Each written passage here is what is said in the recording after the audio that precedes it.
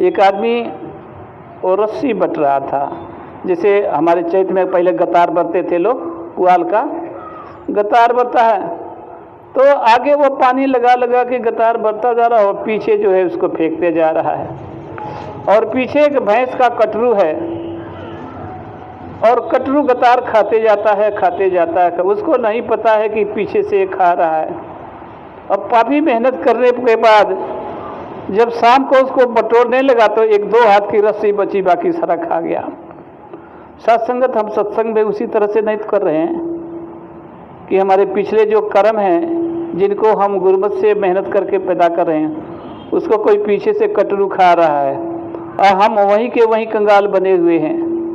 सत्संग सोचना होगा, हम सब कुछ कर सकते हैं लेकिन गुरु से चोरी नहीं कर सकते। ये सब कुछ देख रहा है और इसके वचनों का जहाँ हम उल्लंघन करते हैं वहीं हम कोई शक्ति नहीं है कि उसे छोड़ सके।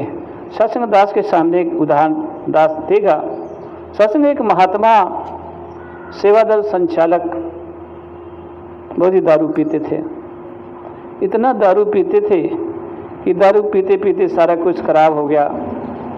एक तुली साहब बड़े सोनीपत में जागे हुए महात्मा थे हरियाणा के, उनको बुलाया, कहते महात्मा जी अब तो इनका अंत है, अब क्या करें? कहते कोई बात नहीं है, चलो सतगुरु के पास ले चलते हैं। सत्संग उनको लेके सतगुरु बाबा हरदेव जी महाराज के पास गए कोठी पर और महात्मा को नीचे रख दिया। ऊपर से महात्मा अधिकारी जो महात्मा सेवा दल कहते बाबा जी का भी मिलने का समय नहीं है,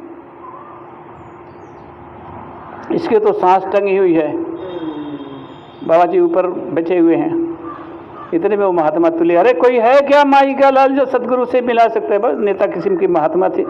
अरे कोई है माई का लाल क्या सतगुरु से मिला सकता है? अधिकारी महात्मा कहते चुप रहो, बाबा जी सुन जाएंगे, आराम कर रहे हैं। इतने में बाबा जी टहलते हुए ऊपर आ गए। बाबा जी ने धीरे से कहा क्या बात है? कहे बाबा जी महात्मा आपके चरणों में जाना चाहता है, बीमार है, कृपा करो आप। बाबा जी के चल ले जाओ इसको। सीढ़ियों के माध्यम से ऊपर ले गए। बाबा जी ने एक ही बात कही कि आज के बाद ये सारी दवाइयाँ फेंक दो, आज के बाद दारू कभी मत पीना। बाबा जी कह दिया, महात्मा ठीक हो गया। 2-4-10 दिन में अपना टलने फिरने लगा, करने लगा, और जब ठीक हो गया तो दोबारा उसने शुरू कर दिया। और शुरू करने के बाद महापुरुषों उसका बना बनाया मकान बिक गया, बच्चे रोड पर आ गए। इतनी दुर्दशा हुई ना कि उसको अब किराए पर रहने का भी मौका दें। अंत में उसकी माँ बड़ी परेशान हुई और तो महात्मा शरीर छोड़ी गया। तो दास के कहने का भाव है कि जो कुछ गुरु आखे वो कुछ करना, सेव कमाना सीखी है, और जो कुछ देवे वो कुछ खा के शुक्र मनाना सीखी है। हम अपना पैसा पानी की तरह क्यों बर्बाद कर रहे हैं? क्यों दवाई में खर्च कर रहे हैं? क्यों दारू पी के अपना लोक परलोक नुकसान कर रहे हैं? इसलिए कृपा करो साध संगत, जो सतगुरु कहता है कि भाई जो हमारी बात मान लो तो फायदे में रहेगा, इसलिए गुरु की बात माननी है और गुरु की बात मानकर जो सतगुरु कहता है उसको करके जीवन में खुशियाँ लेनी है। दास भी आपके सामने है। साध संगत दास बहुत उसमें फील्ड वर्क में काम करता था, करवाता था, बहुत मेरे साथ लोग होते थे।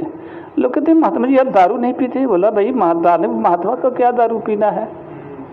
तंबाकू नहीं खाते हैं? नहीं खाते हैं भाई। और कोई नहीं थे? कहते आपके पास कोई अमल नहीं? हमारे पास अमल है, एक चीज़ का अमल है, भगवान के भजन का। इतना सुंदर अमल ले लोगे तुम्हारे जीवन में कोई कमी नहीं।